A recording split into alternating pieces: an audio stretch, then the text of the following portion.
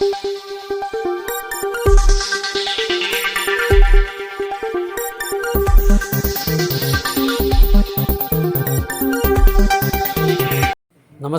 AC news चॅनलमध्ये आपले स्वागत आहे।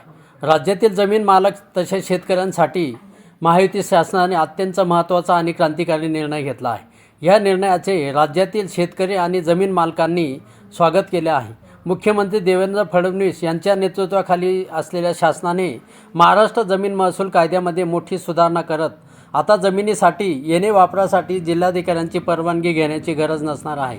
या निर्णयामुळे प्रशासकीय दिरंगाईला लगाम बसणार असून जमीन रूपांतरणाची प्रक्रिया अतिशय सोपी झालेली आहे।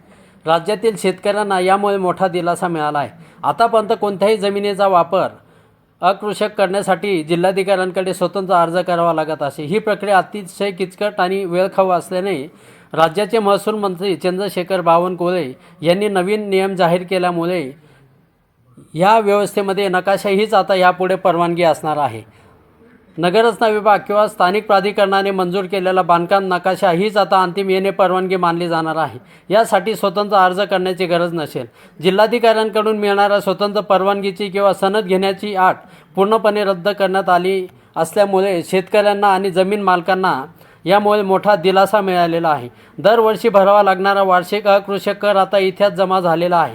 त्याऐवजी जमिनीच्या बाजार मूल्यानुसार केवळ एकदाच रूपांतरण अधिमूल्य भरावे लागणार आहे। या निर्णयामुळे राज्यातील जमीन मालक आणि शेतकऱ्यांना मोठा दिलासा मिळत असतानाच ह्या निर्णयाचे वैशिष्ट्य म्हणजे तंत्रज्ञानाचा वापर करत बांधकाम परवानगीसाठी BPMS किंवा ऑटो DCRद्वारे ऑनलाईन अर्ज करता येतील। एकदा बांधकाम परवानगी मिळाली की महसूल विभागाच्या संगणकीय प्रणालीद्वारे सातबारा उताराच्या इतर हक्कात किंवा भोगोटदार सदनामध्ये आपोआप याची फेरफार नोंद घेतली जाणार आहे। यामुळे नागरिकांना तलाठी किंवा तहसील कार्यालयामध्ये हेलपाटे मारण्याची गरज राहणार नाही।